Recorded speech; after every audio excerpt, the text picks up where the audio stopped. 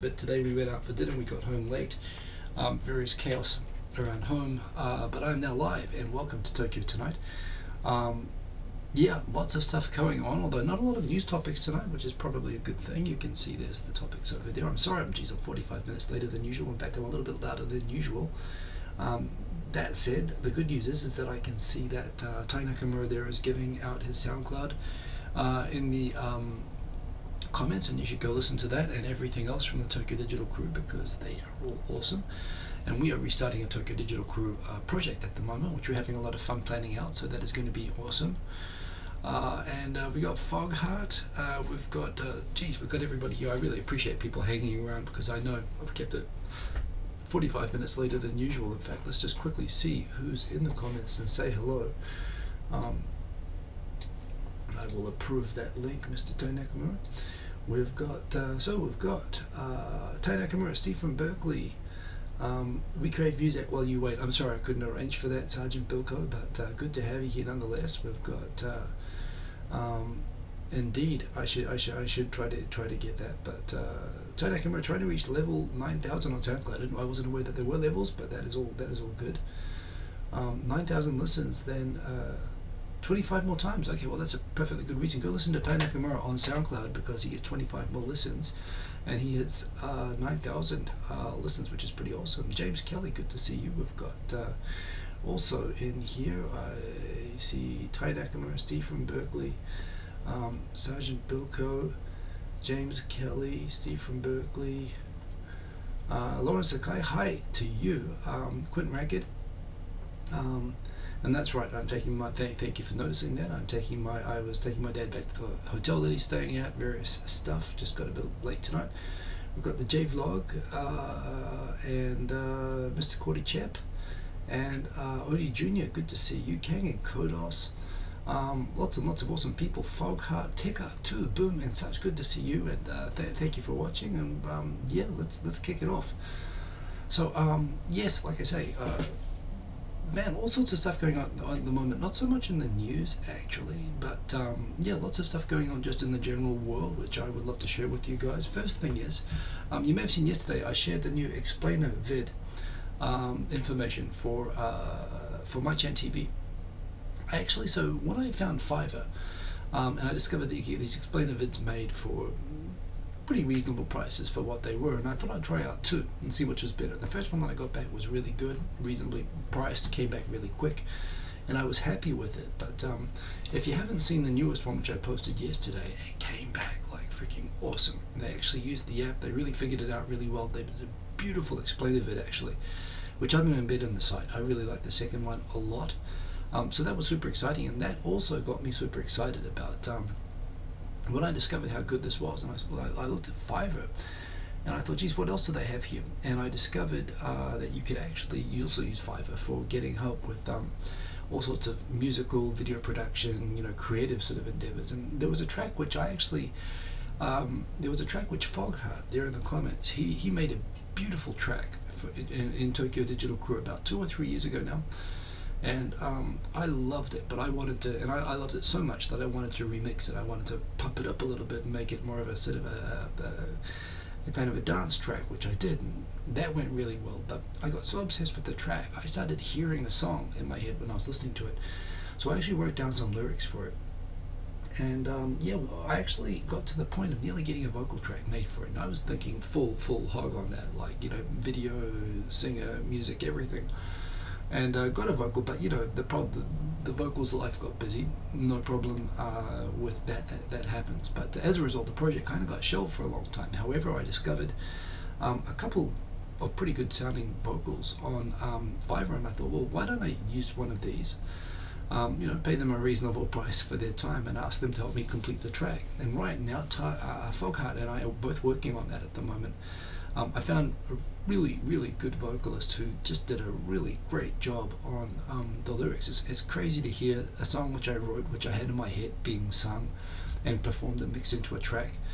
That was awesome. So yeah, I must admit, I kind of felt like I wanted to, I got to give feedback, and then she applied the feedback and remade the track a couple of times. I felt like the producer guy, you know, saying, you know what this track needs? It just needs a little more cowbell, and it'll be just there, you know. So I've had such a fun time. I made the explainer vid. I've been making with Foghart's help, who's been mixing it, and it's been awesome. And she did a great job with the latest version. When you get to have a hear of that, Foghart, go check that out. But having a ton of fun with that. Also having a ton of fun with the Tokyo Digital crew.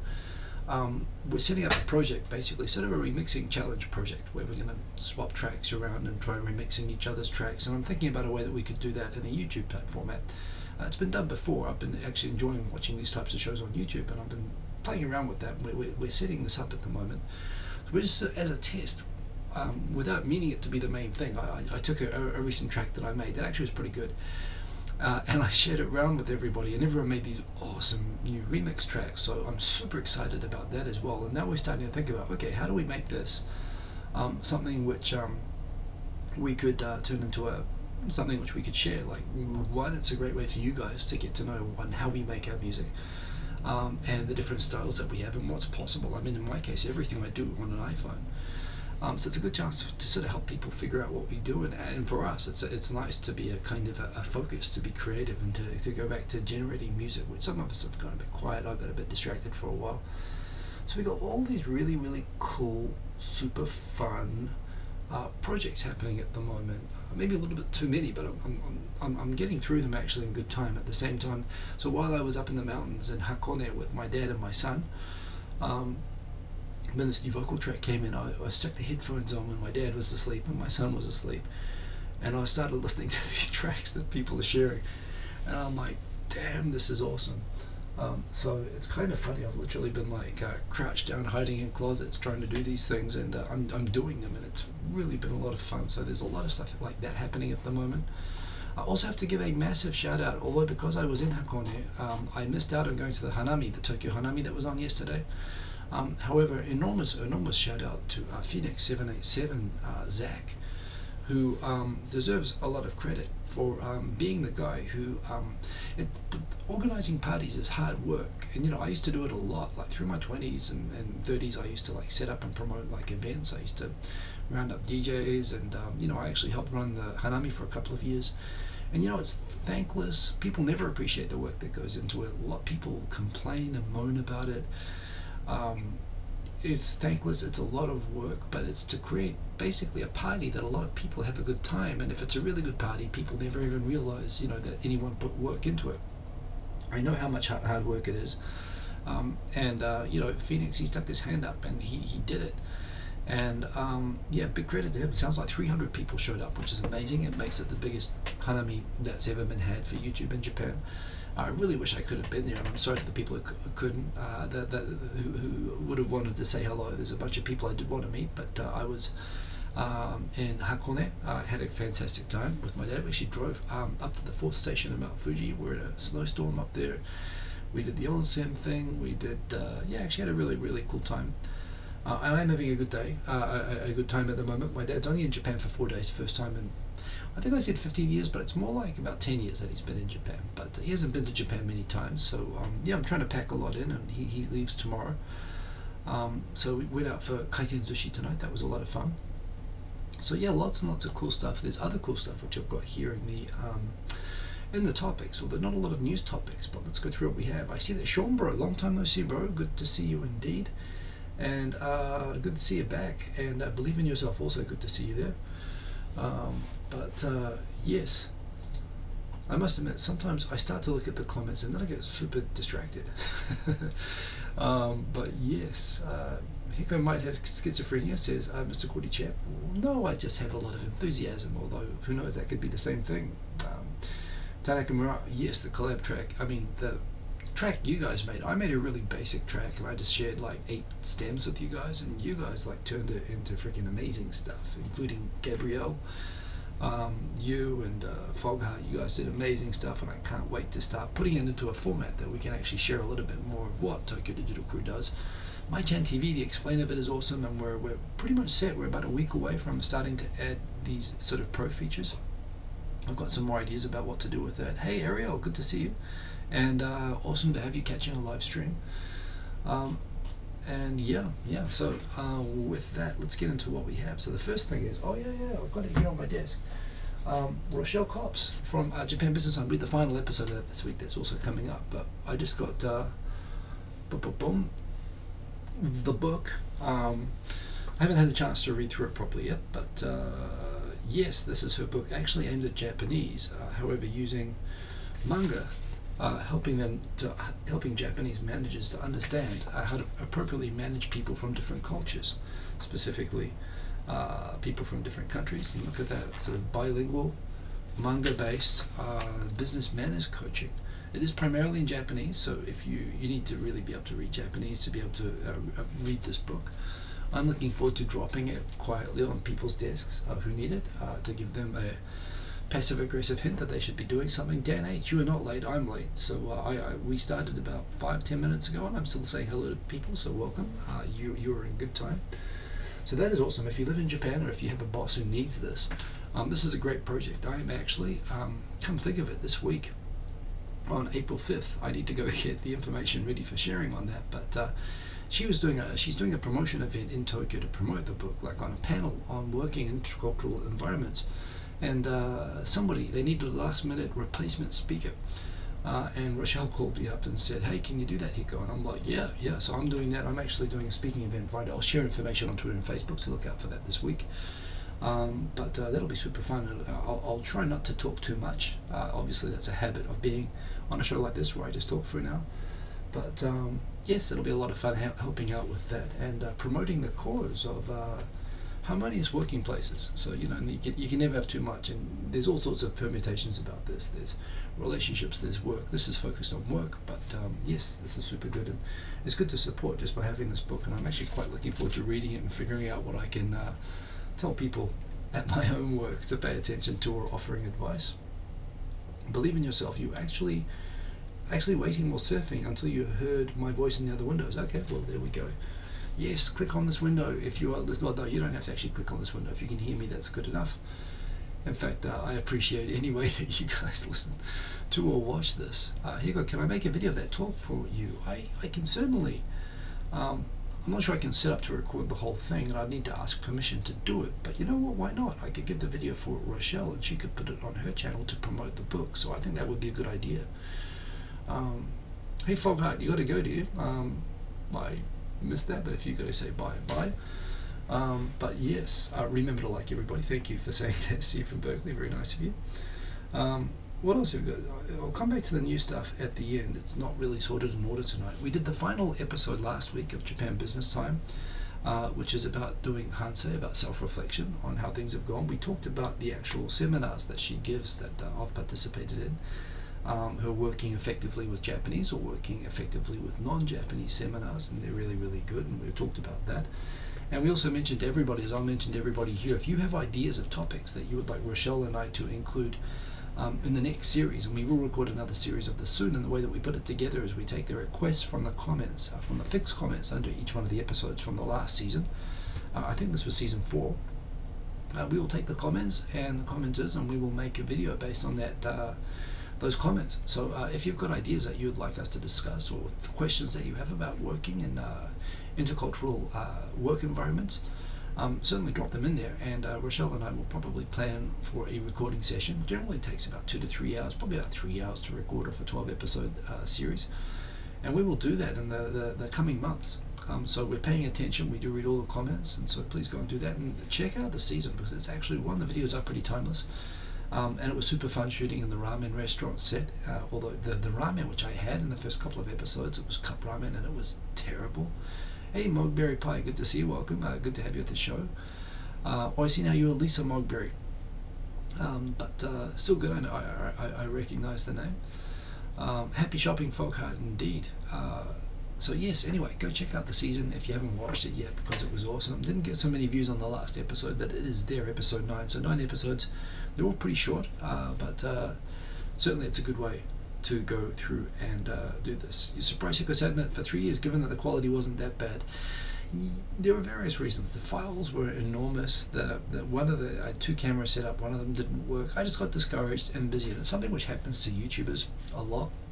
that they get over committed to a project and they kind of burn out, they kind of lose their confidence. This is how a lot of YouTubers stop, and I realized the importance of when I was feeling that. I mean, I think just after, the other thing was just after I made that video, I changed companies. So that was sort of a time as well that I was very focused on the new job.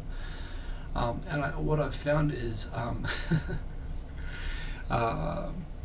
it's really important, I think, and not just with YouTubing. I think this is kind of true from life. There aren't many things in which YouTubing can be a good reference for life, but I think this is true. Sometimes when you feel like you've taken on too much and you're getting overloaded, personally my philosophy is, I mean, some people will kill themselves trying to get everything done, and at the end of the day, you just got to sort of bring it back into what's important. And for me, YouTubing, you know, doing this is important. But this show and the way that I do this show, this is very easy and relaxed for me and non-stressful for me, and this is kind of like the minimum. I can sustain this, and everything I can do on top of this, like making a produced series like that, that's a bonus, and that's nice. I try to figure out ways to not just make it good, but also make it doable. And this is something else that I'm doing with Tokyo Digital Crew right now as well. I came back with an idea that I'm hitting up the other members to figure out what's a way that's not going to stress us all out, but that we can achieve, and that's going to be cool, but you know, is not going to kill us. I guess that's the difference between professional production and but this idea of sustainability. So yes, what I did was, although I had this and it was sitting in the drawer for a long time, and I had trouble moving on it, I did keep moving forward doing other things, and you know, eventually we got it done, and I agree, in the end of the day it wasn't that bad. I edited most of that series on my iPhone standing in the queue for pandas at Ueno Zoo, which also woke me up to how great iMovie is for editing videos. But it was a good season. Now I actually figured out a better way to edit these things that's much less stressful as well. And so that is something that I will carry over into the next season that we do. Hey, John Anderson, good to see you. And Bull Billard's boy, I see is in there as well, so good to see all of you. And thank you, Believe in Yourself, for saying hello to everybody so I don't miss the people who are joining, so that is awesome. And indeed, everybody keep an eye out, as Foghat says, for Tokyo Digital Crew projects coming up. But please also check out the new explainer video for MyChan TV. It is awesome. It's going to go on the splash page of MyChan TV, so that is pretty awesome. I'm just going to see if there's anything else. Going to Hakone, we went on the old Aki romance car. I like to take hyperlapses, as you know. Will this show up? Maybe it won't, maybe it will. That's a bit weird. Oh, here it goes. Boom. I quite like doing. And that is what is that app? That's an app that I have that I quite like. Anyway, I shot that from a romance car and it was good. That app is called Neon Camera. I shot 2 videos and I edited them together using iMovie, so there you go, that was pretty cool. Yes indeed, that is the and that is the new explainer video, so that is also coming out pretty soon. These are older photos. In fact, these are pretty good. These are from when I was I think did I share these last week? I think maybe I did share these last week, but oh, now hang on a sec, that has stopped sharing, which is a problem. Let me try to get that back. Boom, mirroring. Okay, we're back. Boom, boom, boom, boom, boom. There, so yes, for those interested, that was me at 15 years old, looking nauseous, eating sushi for the first time in my life. Did I show these last week? Maybe I did, but these were what I posted from my 20th Japan anniversary. That is me at my first job before enlisted in 1998, working at a patent law office. That is me in New Zealand, living with Japanese people, preparing to come to Japan. It was fun sharing these. This is me in my first proper job in Japan as an IT consultant. These were all my co-hires and the trainers from the training that we did when we joined.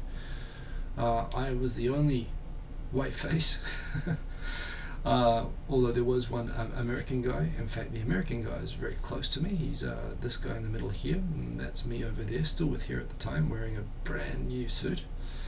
A lot of fun there. That was the first job that I worked at. That was the second job that I worked at. That was me going to Fuji Rock. That was me having an outdoor party by Lake Tamagawa. We got a generator, got a bunch of trance music. It was very, very good. I did show these now, I remember.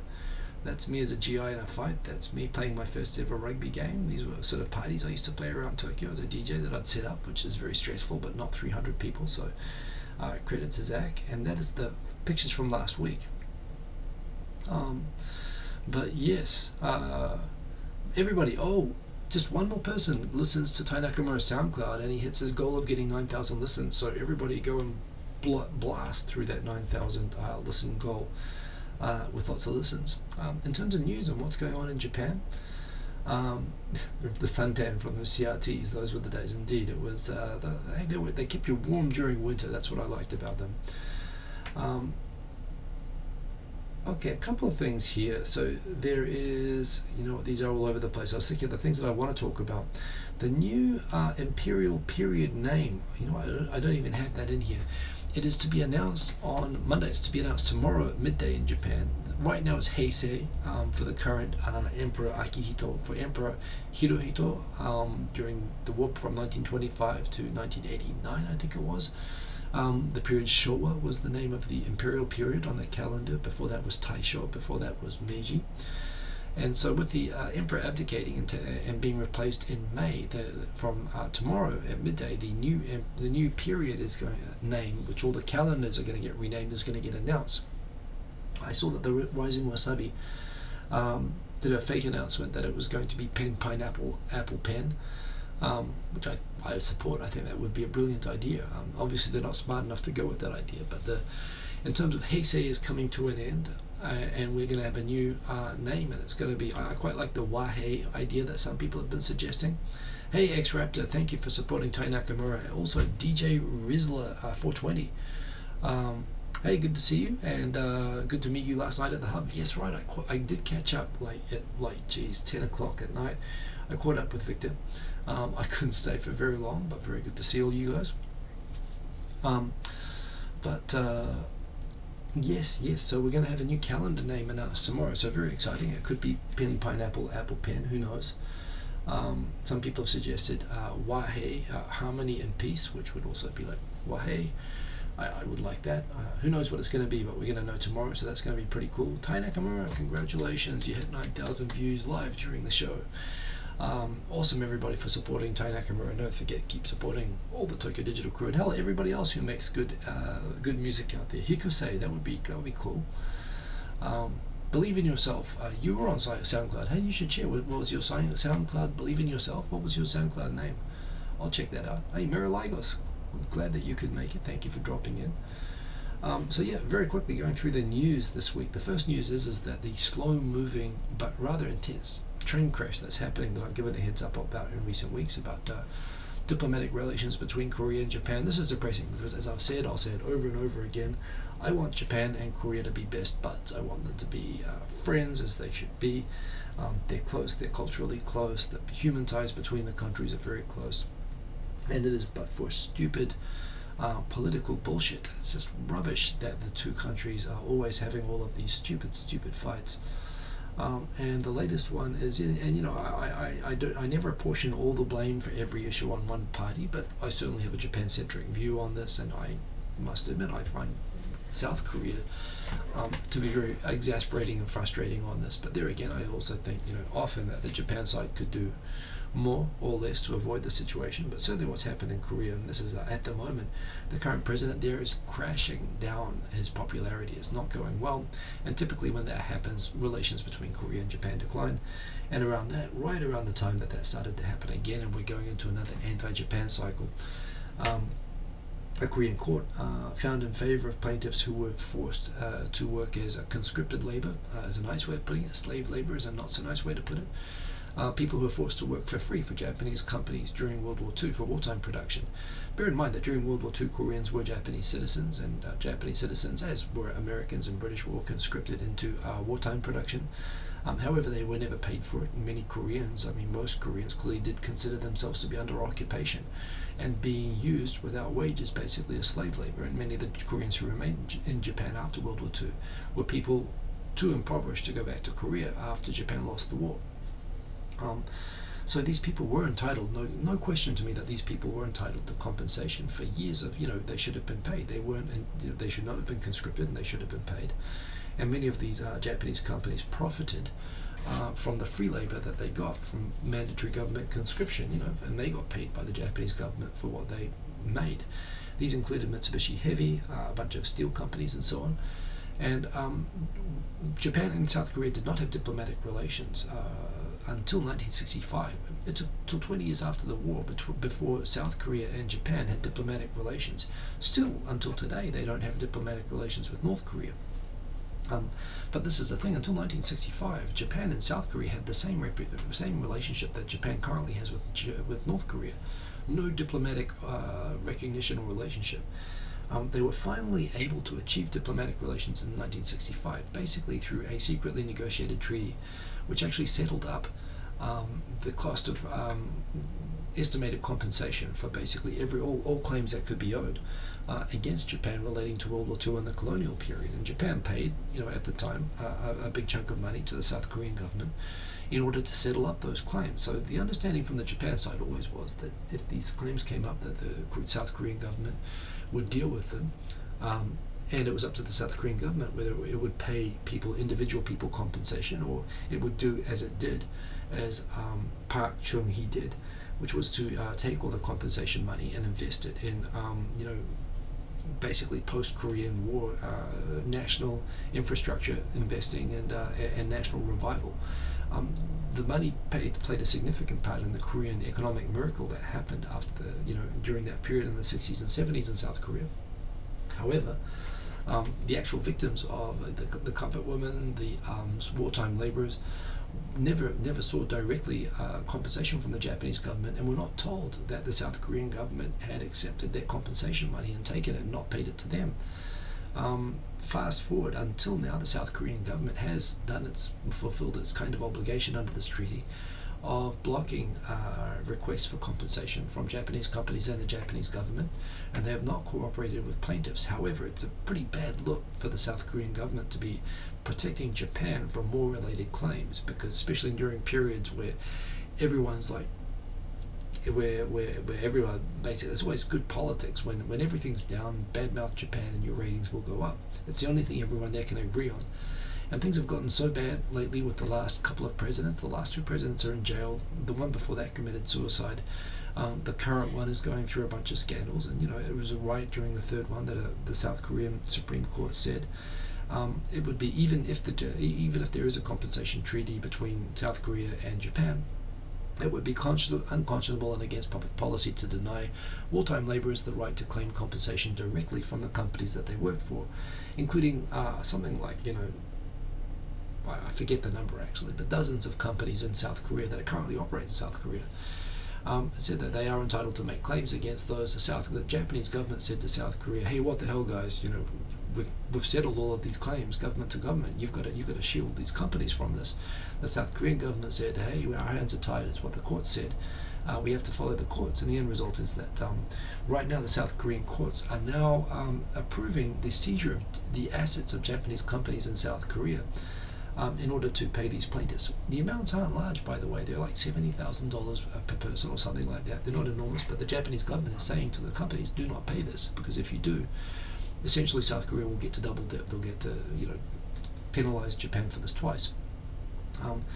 But the South Korean government's not cooperating. Obviously, it would be hugely unpopular for the South Korean government to interfere with slave laborers getting paid wages from the companies that exploited their labor. And even further, some Korean school districts have started, they proposed and then later withdrew a proposal to label all products made by these Japanese wartime companies war criminal produce, including Panasonic. They decided to back down from this because it might be harmful to Korean companies. But right now that the Korean courts are actively now supporting the confiscation of assets by Japanese companies in South Korea, the Japanese government is already talking about active retaliation against the South Korean government, and there could be things like immigration and economic sanctions against South Korea as retaliation for this. And frankly, this is the basis for diplomatic relations between Japan and South Korea. Now, I'm not disagreeing at all with the idea that these people who suffered should be paid, right? That they should be compensated.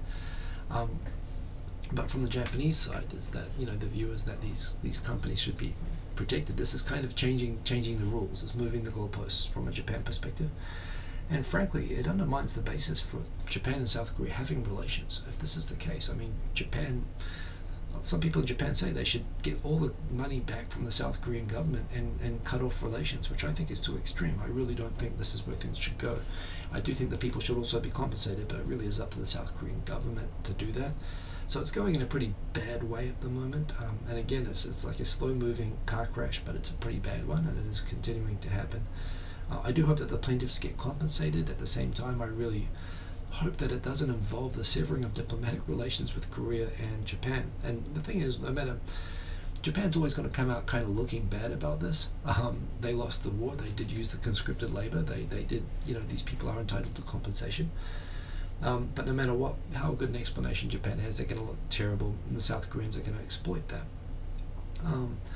It's just it's hard to see how that can go well.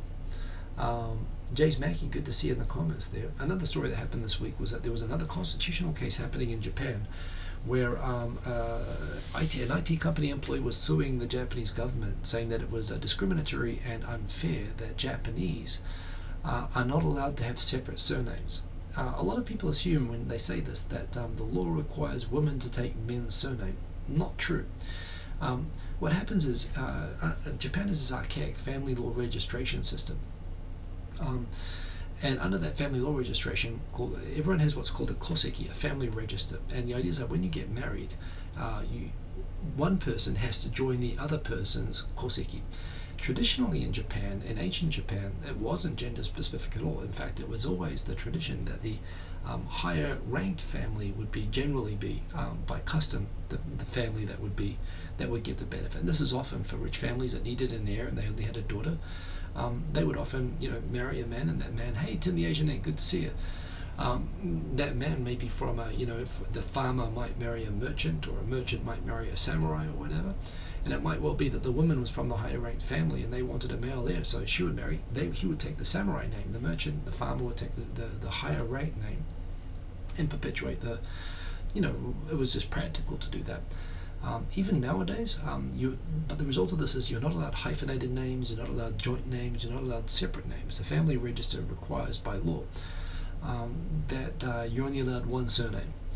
There is an exception to this. If you marry someone who doesn't have a koseki, which by definition non-Japanese citizens, basically any foreigner, if you marry any foreigner, there's this problem under the Japanese family law code that because these people don't have koseki, there's no real clear procedure for what to do with people like that.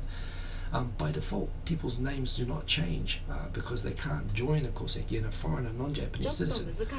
Oh, that's right, it is a little bit difficult. People cannot join the Japanese. Foreigners can't join a Japanese koseki either. So it ends up that by default, Japanese do get to keep their separate surnames if they marry foreigners, but one spouse is forced to lose their surname if they marry a Japanese spouse. And the argument made to the Supreme Court was that this was discriminatory against Japanese people. That although there are some cases that people could keep separate surnames, the fact that the law prohibited Japanese people from having separate surnames was discriminatory against Japanese, and there was a claim that it violated people's human rights and protected by the Constitution. This went all the way through to the Supreme Court in Japan, which actually ruled this week that tough cookies. There's nothing wrong with the law. If you don't like the law, change the law, but we're not going to change the law by saying it's unconstitutional. The J-Vlog, well, what they will do, by the way, if you are a Japanese citizen, you can be registered on your wife's registry. But what they will otherwise do is, if you are not a Japanese citizen and you do not have a koseki, is they will put you in the bikoran. They'll put you in the notes. They'll write on the notes of the thing that you are married to. So they'll acknowledge your existence, but if you don't have a koseki, they won't be able to merge it. But in any case, the basis of this court case was that all of these Japanese people, including the leader of one of the opposition parties, the Social Democrats, refuses to get married because they don't want to give up their surname. They don't have to give up their surname, by the way. They can force the husband to. And I actually have friends male friends who have given up their surnames. Although obviously it's not that common, and it would be just a lot easier if people could just have joint surnames or separate surnames. Hey Sadiq, Hakanguri, it's good to see you, long time no see, man. So yeah, it's an interesting case. It's interesting that it's one of the few areas that technically these people are complaining that we are better, that foreigners are better off in a way. You have your wife's family stamp. Okay, Kang and Kodos, did you take your wife's surname in Japan? That would be kind of cool. In my case, I'm definitely on the register, although she had in my case, my wife had to change her name. Or at least not right away, but when we had a kid, I asked for that. And that was a real hassle to do, by the way. But I think I am in the notes on her koseki anyway, but she still has her koseki. I don't have one, even though I'm a permanent resident. What else have we got here? This is just interesting from a MyChan TV perspective, which please, if you're just joining the show, remember to go check out on my Facebook and on my Twitter.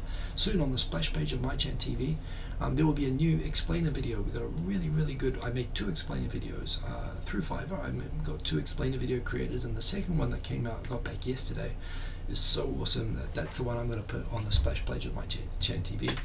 Remember, if you use YouTube subscriptions, or if you ever want to keep up with what's in your YouTube subscriptions, it is the best way to watch YouTube. I made it that way. Heaps of people here in the comments have been people who have helped me to make it what it is and to keep making it better, and that's what I want to keep doing. So check that out, and check out the beautiful explainer video that is I've shared on Facebook, Twitter, and is going to be on the site very, very soon. So that is awesome. Why did I share this? I don't know. Miss Hooters Japan finalist. Apparently Hooters Japan, it was here. I did go there once with a friend. It wasn't that good, and I guess that's the end of it.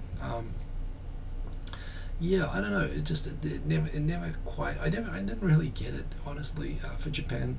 So yes, hey Andrew, my boy, good to see you. Yeah, the food wasn't good. The service wasn't that good. I guess, again, people who aspire to be, Mississippi, restaurant waitresses, perhaps this was a thing that appealed to some people as a place to work. But yeah, there was one in Akasaka Mitsuke that I went to with a friend for a laugh, but no, it wasn't that great. So yes, that's something that's come and gone. But look, Burger King left Japan and it came back, but there's a good reason for that. This is interesting as well. Last year, the new statistics on refugee applications in Japan came up. There were fewer refugee applications. There were 20,000 last year. This year, there were 16,000 of those. In fact, the original comment here was, Japan doubles refugee admissions, which they do. There are actually 42 recognized. Most of these people came from Syria. So think about it. This means that most people, even from Syria, who applied for refugee status, got it rejected. But yes, I don't know that they were deported, but certainly there were 16,269 people rejected from refugee status. There you go. There are stricter rules now, but they are approving more people, but it still is ridiculous and it's immoral, and they should be improving on that, if you ask me. Final one, actually talking about names again, there is a convention in Japanese, and it's true in many cultures and languages actually, to say the surname first, and it actually makes sense. It's a bit like putting the year first on a date, like Japanese dates are year, month, day. In New Zealand we're day, month, year. In America, for some reason, they're month, day, year, which makes no sense whatsoever. I mean, how does month, day, year ever make any sense logically? But like the dates, the Japanese convention is to say, instead of taro kono, to say kono taro.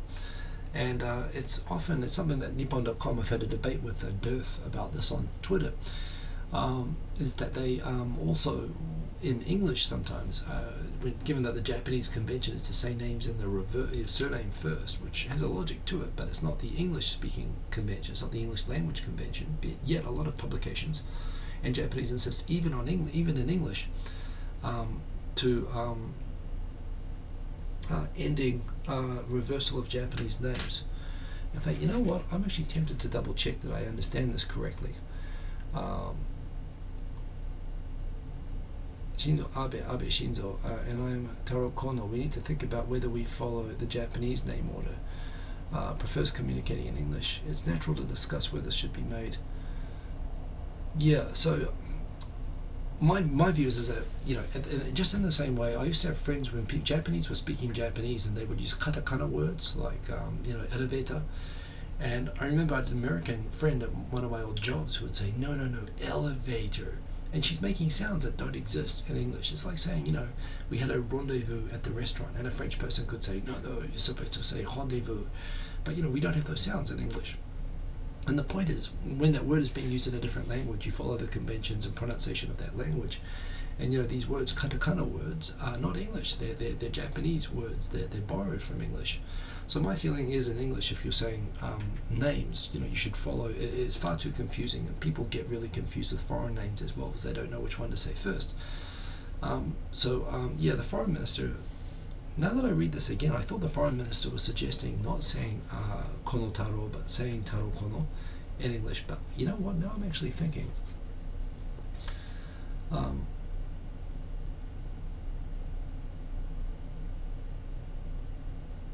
Yeah, so he's saying the Prime Minister is Shinzo Abe, not Abe Shinzo, and I am Taro Kono, not Kono Taro. We need to think about whether we follow the Japanese name order, he said. And it does cause huge confusion. If you're ever a foreigner, you're a foreigner in Japan, you ever have to give your name, you'll know Japanese always get really confused when you give your name. This is partly why they call us by our first names all the time, because they get confused which is the surname. I for many years, people thought that, you know, my first name was my surname. And it was always really confusing when I explained, no, my surname is my second name. Like when I'm speaking in English or whatever, or when I go into Japanese and I reverse it, they say, no, isn't it your first name is your surname? So yeah, I'm actually, this one I actually support. The Minister of Foreign Affairs, I don't know why he thinks it's necessary to bring up, but there we go, that is a thing. And that's it, that's all the stories that I have this week. So it's a quick show. I'm going to wrap it up now. It is midnight in Japan. It is great to see so many people here. Congratulations again to Tai Nakamura. Oh, Becky Metal, good to see you, Becky Metal. Boom. And good to see everybody else who made it. Thank you for joining. Remember, some awesome projects coming up. Again, I will reiterate, we have MyChan TV Explain event is coming up, and also the pro version of MyChan TV is probably going to launch within a week now. It's almost there. We've got Tokyo Digital Crew, where I'm actually mixing an old track with Folk Hard at the moment, putting some vocals on an old track that I remixed of his, that we're now mixing the whole thing together. That's awesome fun. Tokyo Digital Crew is also doing a bit of a project at the moment that we are quite a way into now, and we're gonna be doing it into a video thing, so we're gonna get some updates on that project pretty soon. But there's a lot of really great music, and it's gonna be a fun way to get you guys more familiar with what we do. The Japan Business Time finished last week, but make sure if you haven't seen it, go check it out. There are 9 awesome episodes, and if there are things that you'd like us to talk about, please remember to leave your comments in the comments of those videos, so that we can come back to them. Yeah, lots of awesome stuff, and I'll be back at the more regular time of 10:30 p.m. JST, 1.5 hours before now next week. And that's pretty much it. So I will say good night, and have a good one, everybody, and boom, peace. I actually managed to do it in 45 minutes for a change. I will stop now, but have a good one, everybody. See you later.